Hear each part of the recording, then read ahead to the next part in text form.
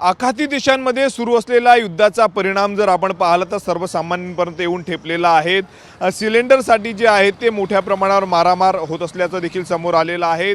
याच अमरावतीच्या अंबादेवी मंदिर परिसरामधील देशमुख गॅस एजन्सीवर जर आपण पाहिलं तर मागील 4 दिवसांमध्ये मोठ्या प्रमाणावर या ठिकाणी नागरिकांच्या सिलेंडरसाठी रांगा लागलेल्या होत्या।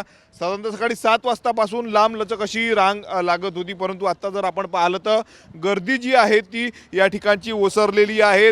याच ठिकाणी जर आपण पाहिलं तर पोलीस बंदोबस्तामध्ये जे आहे ते मोठ्या प्रमाणावर सिलेंडरचं वाटप करावं लागत होतं। जवळपास मोठ्या प्रमाणावर या ठिकाणी जी आहे ती रांग लागत होती, परंतु आता एजन्सीच्या वतीने सांगण्यात आलं आहे की घरपोच सिलेंडर दिले जातात। दादा काय सांगणार, मोठी गर्दी या ठिकाणी होत होती, आता गर्दी कमी झाल्याचं चित्र आहे, काय करणार?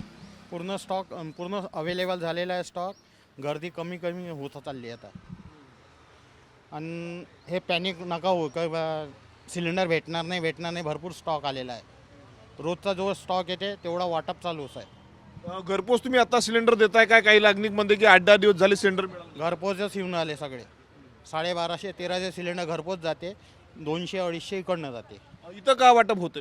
इथं नाही, गोडाऊनवरून हे लोक येऊन राहिले, ज्याचे नंबर म्हणजे एक सिलेंडर आहे त्याच्यासाठी आहे फक्त। या ठिकाणी मोठी गर्दी जी आहे ती सिलेंडरसाठी होत होती। साधारणतः 7 वाजतापासून लांब अशा रांगा या ठिकाणी लागत होत्या। पोलीस बंदोबस्तात याच ठिकाणी जे आहे ती सिलेंडरचं वाटप करण्याची वेळ जी आहे ती गॅस एजन्सी चालकांवर आली होती, परंतु आता जर आपण पाहिलं तर दररोजच्या तुलनेमध्ये या ठिकाणची जी आहे ती गर्दी ओसरलेली आहे। गॅस एजन्सी चालकांच्या वतीनं सांगण्यात आलेलं आहे की साठा जो आहे तो आमच्याकडे आहे आणि आम्ही घरपोच सिलेंडर जे आहे ते वितरित करत आहे, परंतु ज्या लोकांचं KYC झाली नाही, काही अडचणी आहेत, ते लोक या ठिकाणी सिलेंडर घेण्यासाठी येत असल्याचं देखील त्यांनी सांगितलेलं आहे। कॅमेरामन अनिकेत दहातोंडेसह मी स्वप्नील उमाप, TV9 मराठी, अमरावती।